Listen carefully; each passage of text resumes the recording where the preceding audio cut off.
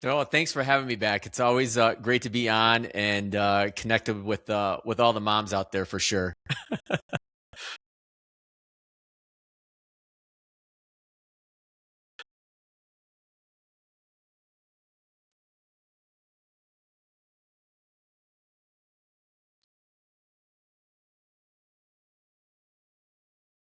Yeah, so TAMMA is easy for me to talk about and explain because when you take the first letter of my wife's first name and my four kids, that's how you actually get TAMMA. So there's Teresa, Aiden, Madison, Mackenzie, and Andrew. And full disclosure, I didn't come up with that name. My career mentor, Camille Jane, did. So I always give her like credit for creating that name. But um, I primarily work with families, probably in similar life stages to most of the moms and listeners that are part of your audience, where there's no shortage of financial and personal priorities pulling at us, especially parents. And so it's trying to cut through some of that noise and put together not only financial plans, but the lifestyle plans that go along with that to help people define their purpose, their objectives, and what action items they need to take in order to achieve those objectives, which then help support purpose. And that's been something that I've been on real strong for the last 3 or 4 years, as I've gone through this big life transition myself with TAMMA, my firm, and getting people to really understand and realize that there's about 20% financial of what I do, but 80% is more on the emotional side and planning side when it comes to being a financial planner, a wealth advisor, at least from the family office that I've run, where wealth planning, portfolio management, and tax prep is all under one umbrella, which is what I call a family office.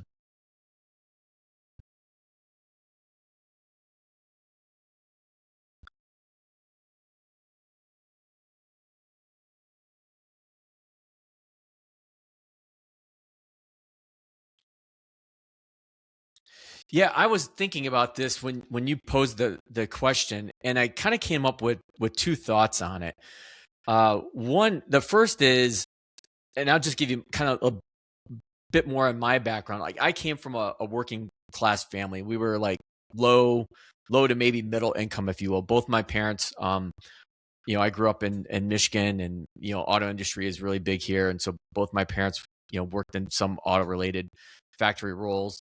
So I grew up um, in an atmosphere where we had enough, but you also knew that there was people that had more, and there's probably people that had less.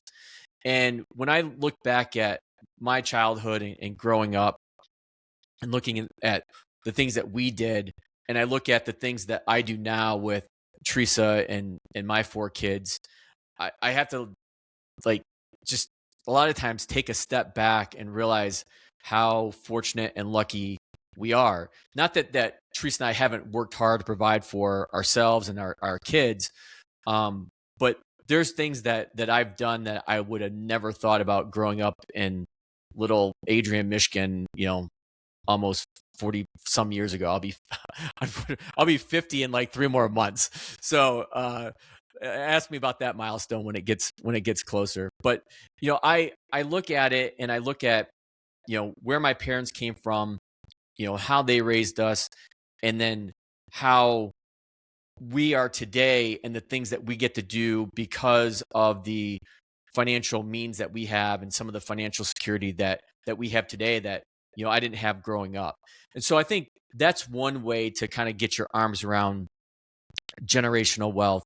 And I think the other thing I was thinking about too, and I've been talking about this for probably the last year, because I've really seen this interesting shift in the way that TAMMA has developed as a true family office, where for the most part, the people that I work with are people in our life stage where we have multiple kids, 40s, early 50s. But then there's these, if you drew a bell curve, the one hand of the bell curve are the sons and daughters of parents I've been working with for years, and they're starting their careers, and they're starting their families now. And then on the other side are the parents of, say, our parents, and helping them. And so it's really interesting that this family office has become fully like generational, where I'm working with, every, all three generations, if you will. And that just, I just never thought about that being in the cards when I started TAMMA 15 years ago, literally the day my triplets were born. So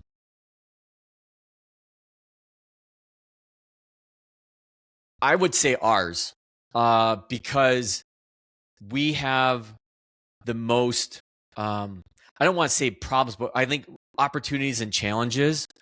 I think that the landscape as a parent has totally changed. Like looking back to how like we grew up, versus how my kids are growing up now with cell phones and social media, and it's so hard to manage. And like looking back, I'm like, I'm actually, maybe I'm showing my age now as I'm getting closer to 50. Is like, I could imagine having Instagram or Snapchat or TikTok at their ages. Like I know what I was like back when they're their age. And I wouldn't have wanted any part of that. Like I would have been a complete disaster. My parents would have like completely lost control of me. Um, and I think that's where like this whole, I try to use the word harmony as much as possible, because I don't think there's balance. Because most of the families I'm working with are dual income or dual career families, where both spouses or partners are working. And so you have the career pressure, but then you also have the home life pressure on top of it. And I think this is where I really relate to, um, being a parent, both sides of the parent aisle, both from a dad perspective and a mom perspective. Because having four kids like you do as well, like there's no there was no like, oh, it's just Teresa changing the diapers or Teresa doing this or Teresa doing that. It's a team, full team effort, um because there's so much to do. And I think, from that lifestyle standpoint, like how do I as an advisor bring together the financial component of a family's life? Because I think a lot of times people think that they're completely separate entities, and they're really not. Your emotions drive financial decisions, and financial decisions drive your emotions.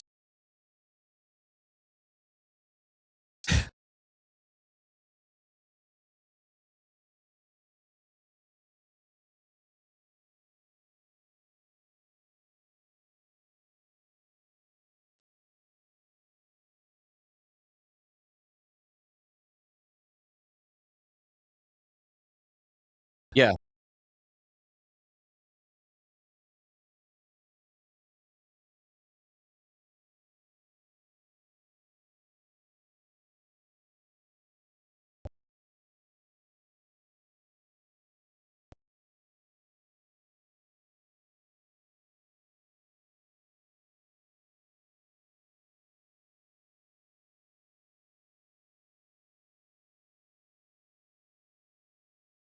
Yeah, I think it starts with having conversations with your kids about money. And there's really no like age that's like a, I guess, a requirement. Like you can start talking to your kids about money as young as like 5, 6, 7 years old, I think. I know, I kind of have the benefit of being an advisor and having those conversations with people, or people with my own kids. I think sometimes Teresa wonders why she married a financial advisor. But I think I know one of my daughters really appreciates it. She talks about, and I think she knows more about retirement planning than a lot of the American adult population. But I think like having conversations around money, I know when my kids were young, we'd have like a whole system, like a chore system, where you know they were compensated based on what they got done for chores each week. I never paid for grades. Full disclosure, the grandparents pay for grades, but I do not. Um, but I think having them understand that there's you know opportunity cost. And obviously I'm not trying to explain opportunity cost to a 7-year-old, but that there's trade-offs. You can have, if you want this, that means you can't have that.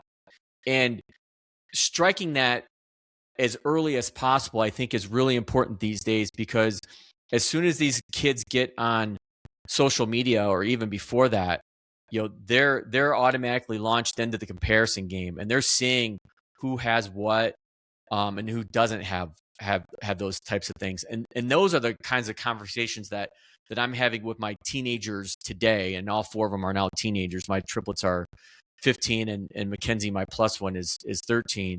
Is realizing what you have and what others don't. And we don't get to it every year, but we try as a family to take time and volunteer at like Forgotten Harvest or one of our local food banks or something like that, so that the kids understand how, yes, again, going back to what I said earlier, we work really hard, but there's also people out there that work really hard that don't have the opportunities that we had, and that we should be looking to always be helpful. And so, with that, I've set up, Roth IRAs for 6 and 7 year olds. I've set up, 529s for newborns. And so having those conversations and letting the kids know about some of these accounts that we've set up for them, I think, are really important, because what you're hoping to do is plant the seed of saving and investing. And not that they understand, what the stock market is, but they understand what Microsoft is because it makes Xbox, or they understand what Meta is because they use Instagram. And so getting them to kind of understand what these companies are, how they probably make money a little bit, or investing in them specifically, I think can plant that seed that gets people or kids interested in saving and investing at an early age. And then once you get them hooked at that age, then that, to your point, generationally can start really compounding, because there's no time like today to start investing because of the capitalist system that we live in today in the United States.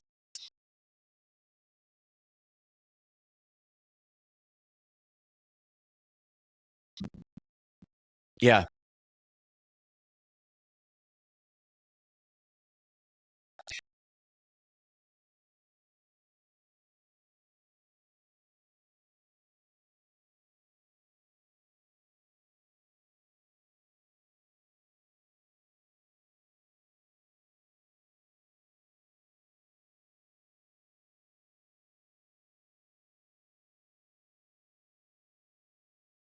Yeah, I think a good way, like when birthdays and holidays come around, I think that's typically the easiest, because, like, especially as kids get older, grandparents, aunts and uncles, when you're having these birthdays or these holidays, they don't know what to get. And so, getting cash and being able to say, you know what, grandma just gave you $50. Let's take 25 of that and put it into your 529 account for college. And then take that other 25 and go spend it on whatever you want. And what's interesting is one of my sons, Andrew, has become fascinated with like Pokemon cards. And like he's giving me like it's like the stock market with him.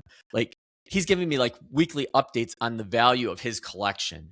And so it doesn't have to be like investing. It can be trading cards or Pokemon cards in this case that get these kids interested in understanding, how things go up and how things go down. And that's something I'm always talking to Andrew about is, this Pokemon collection of yours is very similar to the stock market. It goes up, it goes down. And you're trying to not let your emotions take over when you see something go up a lot and when you see something go down a lot. And that's something that for a 15-year-old with a not fully formed brain yet can take some work and lots of conversations. And some of those are good, and some of those are a tad agitating.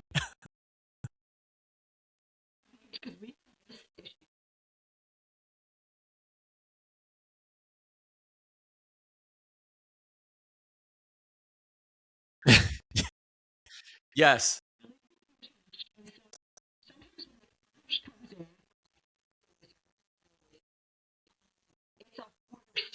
issue. No, I just want to keep it like in my wallet or in my closet or wherever. How do you manage that? Well, it's funny that you mentioned that because at Christmas time, all four of my kids got a lot of cash, a lot more cash than normal. And my two boys, they were very reluctant to give it up. And again, as we were talking before we hit record button, my four kids could not be any more different from each other. But from a savings standpoint, my girls are like really into savings.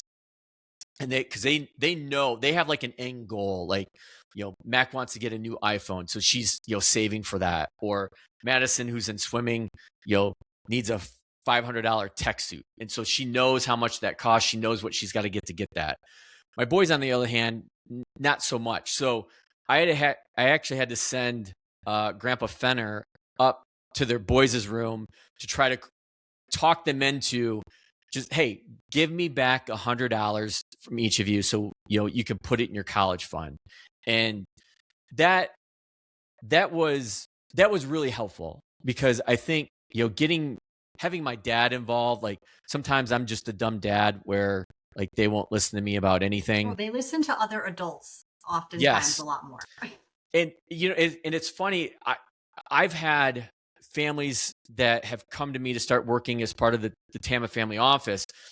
And one of the things that they say in the first meeting or two is, when my kids are of age, you're going to be the one talking to them about these things in this wealth, financial planning world that you live in, right?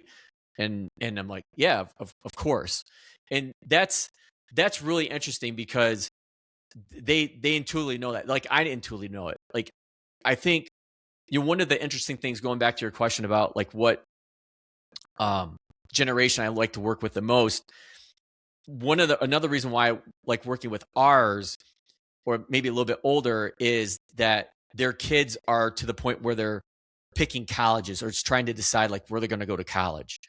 And sometimes that's the first real financial experience that kids are getting involved with, and understanding the cost of the various colleges, what that means as far as like student loan debt, what it means as far as like what mom and dad are paying and what you're going to be on the hook for. This school you may want to go to ends up costing you, an extra $50,000 a year. Well, if you go to this other school, you may only owe like $5,000. You may only have $5,000 in student loan debt. And again, it kind of comes back to this trade-off and opportunity cost that I mentioned earlier. And I've only had one person cry in my office when it comes to college planning. And she's the daughter of one of my best friends. And she really had her heart set on going to Michigan State, and that's where she's going. But she probably could have got a full ride to another school. And I think she thought that I was going to say, no, I don't want to use her name, but she thought that I was going to tell her that she had to go to the school because it was going to be free. And I said, no, we've got a plan to get you to wherever you want to go. It's just my job is to lay out these options so you make sure that you understand, all the options and the parameters on the table. And we still talk about that. I actually saw her over the weekend. She was home from Michigan State, and we always have a chuckle about that one. Yeah. Oh, I get that for sure. She was like the big bad financial planner is going to tell me not to go there. And I've known her since she was probably, I don't know, 7, 8 years old. So and she lives here in the same sub as we do. And those are the back to this whole generational thing. Those are the relationships that really mean a lot to me, because seeing how, like, I've been doing this long enough where I've almost seen a full cycle of kids starting kindergarten and now are graduating from high school and going to college. Oh man. And you're turning 50. Are you okay? Yeah. I'm doing great. Like, I'm living my best life ever. No, you are. It's fun to see that come full circle, Yeah, it is. And it's one of the one of the unexpected joys of having the family office and doing what I do is seeing these families grow and develop, but these individuals kind of grow and develop as well. And I Mhm. think sometimes it's much easier for me to have these conversations and see that growth in other kids. Like I call them my TAMMA kids versus my own kids, because again, like it's it's I think a little bit harder for me because maybe they don't see or appreciate the time and effort I try to put into them versus the time and effort that I put into the families I work with. Yeah. Yeah. All right. So for families listening and they're intrigued, they're interested, they want to create this generational wealth. What should they prioritize first? Should it be debt payoff? Should it be an emergency fund? Should it be investing? What do they do? Where do they start? Yeah, I love this question because I have found that it's a combination of all of those things. And the reason why is a lot of people think it's either black or white. Like, okay, I'm either going to pay down debt or I'm going to, save. And I think that that keeps a lot of people up at night. And everybody's different. If I was drawing this, I don't know if I ever did this for you and Anthony, but I like draw this circle with a pie and I cut it up into slices where you have like, paying back debt, saving for retirement, saving for college, saving for a vacation. Like there's, as I mentioned earlier, there's no shortage of personal or financial priorities pulling at us. And I think the one thing that makes that people that have success when it comes to financial planning is striking that word harmony amongst all these pulling priorities at you. And for some people, like they can't stand that. Like it keeps them up at night. So in a situation like that, this is where you have to know yourself, and getting these things down on paper, I think, is really critical. But if you're somebody that is really risk adverse and wants to avoid debt, maybe you're putting more money into debt repayment than you are retirement or college planning. And that's okay, as long as you understand those trade-offs. Another example would be, you really want to make sure that you pay for, I don't know, half or full ride for your kids to go to college. So you're putting more money into college savings than you are retirement planning. Nothing wrong with that. Perfectly fine. Just know that if that's your route, then you may not be able to retire as early as you want. You may need to work an extra year or two, whatever it may be. And really where I'm getting at is, again, this whole idea of understanding trade-offs, because like I tell Teresa often, she hates this. Like, you can do most things in life, but you can't do everything. And I think people, when it comes to financial planning, people that really struggle are those that are expecting to get everything that they want. And that's where reality does not meet, or does not meet their expectations. And so it's having these deep conversations and really trying to understand who people are and what they really want. And again, it goes back to defining your purpose and your objectives. And then from there, we can create the action items, the how-tos, if you will, to be able to achieve those things. And so I hope that answers your question and directly, but because when I explain that, sometimes people feel like, no, just give me the answer. And it's like Mm. the Well, answer. it's a case by case basis, Yeah. obviously, right? Like no two families you work with have the exact same outlook and goals and portfolio and all of that stuff. So I imagine it has to be really just, yeah, looked at case by case. But I want to go back to what you said because I want to challenge you a little bit. Bring it. All right. Yeah. And I'm sure Teresa has challenged you on this as well. I am going to disagree respectfully. I think you can have everything, but maybe not all at the same time.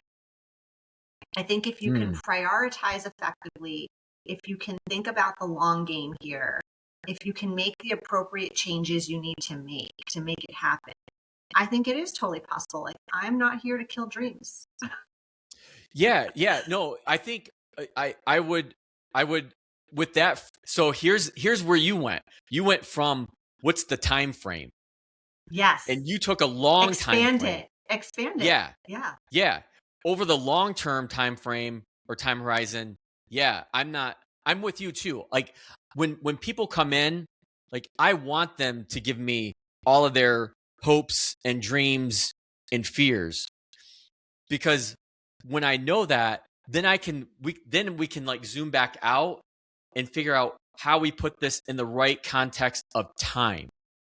A lot of people, probably where I was going or coming from, was looking at more like short term, like Right now. Yeah. You can't right go now, buy like those $600 shoes and also right, save the amount you want to save for the 529 plans and the retirement. But if you want those shoes when you get your bonus at the end of the year, go for it, right? Or if you yeah, want to be able to take that vacation, maybe it won't happen this year, but it'll happen in 5 years or whatever it is. yeah. No, with that, I completely agree. And it when you said that, it made me think of two situations. One, you just mentioned bonus, and then the other is now that we're like entering tax season here. Some people plan on getting big returns. So whether you're planning on getting a big tax refund or a bonus, whenever it may pay out, is having a plan for what to do with that, rather than just Mm-hmm. letting it, not blowing it, but just letting it creep out of your checking or savings account, if you will. And Yes. so I always make sure that I try to have a plan with people on what they want to do with either of those types of, I'll call them windfalls, if you will. And probably 99% of the time, part of that includes going and just blowing it on something fun, like something that you would typically not do. Because You got to the have one some thing that fun. You got to yeah, have some fun. the one thing that I hate when is the term budgeting, because no one, when they hear that, it's such a negative connotation. Like It sounds you're so restrictive. It's like a diet. yes, Yeah. yeah, Yeah. and that getting towards your end objectives by being restrictive is not how you're going to get it. So get it done. Like, so I try to use the word spending plan, and I learned this the hard way with Teresa. She's gonna love listening to this episode. Is years ago, like it would drive me nuts, like how much she would spend at Starbucks every year, and I would know because I would track it. Because you're a financial planner and you're looking at the Yeah, financial and records. I was like, oh my god, how can we spend like a couple $1,000s at Starbucks every year? Like, how does this even happen? But what I learned is that that's how she starts her day. And if that's the thing that gets her going, starts her day so that she can do her job that she makes, a great living at, then that's just part of the game plan, if you will. And it took me years, admittedly, to be able to let go of that, and to, when I see the Starbucks bill, I'm like, okay, this is just part of our You need to spending turn plan. a blind eye to that. Yeah, it's not that I'm turning a blind eye. It's understanding that that's part of our spending plan. And if we were to try to restrict that, Mm-hmm. then it would make life, more challenging than it needs to be. Now we have the means to be able to spend a couple $1,000s at Starbucks every year. But it's, from that spending standpoint, what I've learned and researched over the years is that it's not the Starbucks that doesn't get you to the end goal. It's the bigger financial decisions that you're making, meaning where you live, the types of cars you drive, the big ticket items. It's not the little things that eat away at you. Mm-hmm. It's the bigger cost items that people, you do once, twice in your life, sometimes, like buying a house, you're probably buying a car a little bit more frequently, but those decisions, because they're fixed costs, have a much bigger impact on your spending plan and your ability to save towards whatever the objectives are that you want, whether it's college, retirement, vacations, whatnot. Yeah.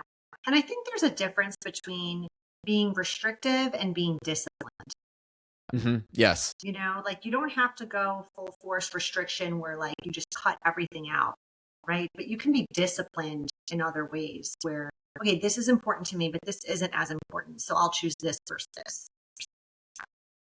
Yeah. I feel like a broken record. I think I've said opportunity cost like half a dozen times. But what you just said, Marisa, is just that. It's opportunity cost. Knowing that, like, going back to your example, like, I can't buy the $600 pair of shoes today because we're saving for the big, trip next year. But, I'll be able to get those shoes the year after. It's and for the record, I don't even think I own a pair of $600 shoes. Just an example that popped in my head. But anyway. I don't know if Teresa does or not. I sure hope not. But if she does, I don't know about it, which is probably a good thing. Might be for the best. Okay. Give us like one small move someone listening to this episode could start this month to start building generational wealth for their family. I would say here's what people get, I think, tied up in knots about, is that when they feel like they're behind in savings, they know that they're behind. So like, well, why even bother? Like, I know I'm behind. Yeah. I'm not going to do anything. And I think if you can flip the switch on that emotion, and I have, a good example is, I have families I work with that are really struggling to figure out what they're going to do for paying for college. And what I've convinced them to do is just to open up a 529 account and put $50 a month in it for each of their kids. And on top of that is to let the grandparents, the aunts and uncles, friends and family know that, hey, we have these 529 accounts. When birthdays and holidays come around, you can contribute to these as well. And grandparents of all, they really dig into that. Like that's like, okay, great. Like I know that I'm helping and I know where the money's going. So my point is that even though you're behind, no small or set small saving amount is, it's worth it. It's worth it because what you'll find out is that it feels good to be able to save that, and you start building that habit muscle, and then it kind of balloons and compounds after that. So, start small. I think of like, when I started rucking, like 2.5 years ago, I didn't strap on a backpack with 50 pounds in it. Like I started with 10, and then I built up to 20, and then the 30, and then the 40, and then eventually up to 50. And so saving is a lot like that. Like, don't try to do too much at once. Just bite the elephant one bite at a time. So that would be my recommendation is one, start some small savings goal, whether it's college, retirement, or vacation. And I think one more is a kind of a bonus is to have some way, and again, this is not budgeting, have some way to be able to track what you're spending, because eventually you're going to need a baseline that tells you where the money's going. And then from there, you have the data to be able to make decisions and put options on the table to say, okay, if we want to save even more, where's the opportunity cost that we need to look at? Well, without having that baseline understanding of where the money's going, then you really don't. But I know that's a scary thing for a lot of people because, again, they know that they're behind, so they kind of just want to put their head in the sand. But part of my job is to get them back out of that. Yeah. Well, it's scary. It's even when we do like time tracking exercises, when I do this with clients, it's like the more honest you get, the better this is going to work for you. And people, don't want to admit that they're picking up their phone and scrolling social media for hours and hours a day, because it doesn't even feel like that much unless you track it, because it's like these little increments, right? But when you're picking up your phone 100 plus times and doing that, it adds up. So yeah. All right, Paul, this has been super helpful. Before we wrap up, I'm going to ask you some random fun personal questions for our listeners. Yeah, these are my favorite. Okay, good. All right. What is one app you just cannot live without? Oh, I knew you were going to ask me this, or I thought you would. And now I have to look at my phone. Okay, from a work standpoint, it's probably Current Client, which is my phone system.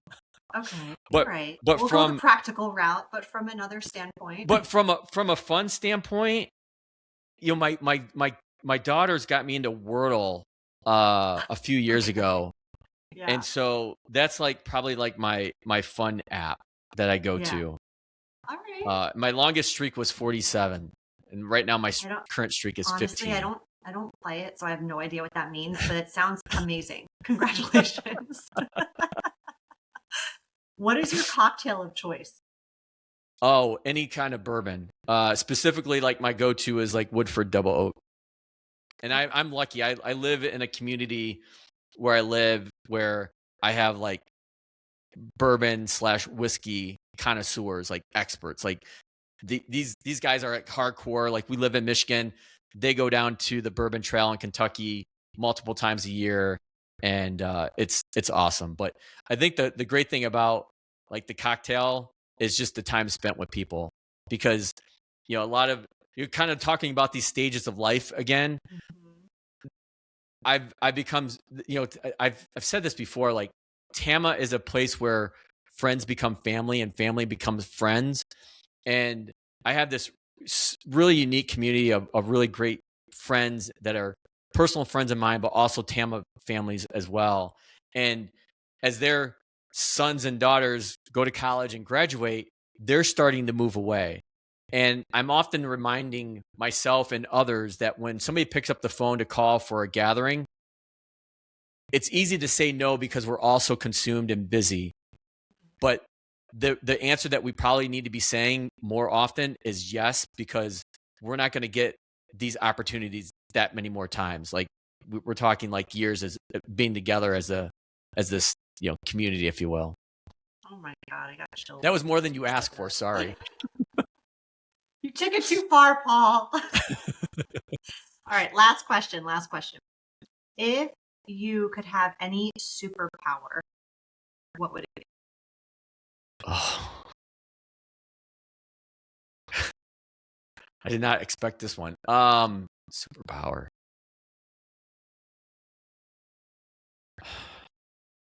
I get the first thing that comes to the top of my head is ability to read minds, but I don't think I want that. That would be like overwhelming. That's scary. that would be terrifying. Not like controlling the stock market. No, that would be like, yeah. I won't get off on that. I won't start on that tangent. God, Marisa, you've really stumped me with this one.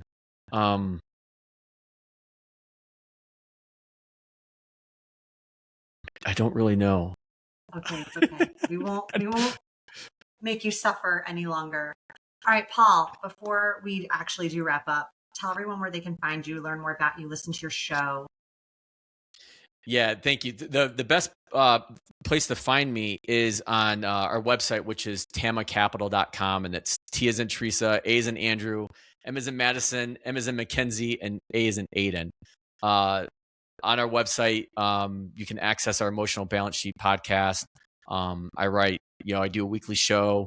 I usually write a weekly blog as well, on all topics that kind of relate to parenting and this financial and lifestyle journey that we're all on together. So and I'm on LinkedIn as well. I'm not on any other social media anymore. So. All right. Well, thanks for being here again, Paul. Yeah. Thanks, Marisa. Appreciate it.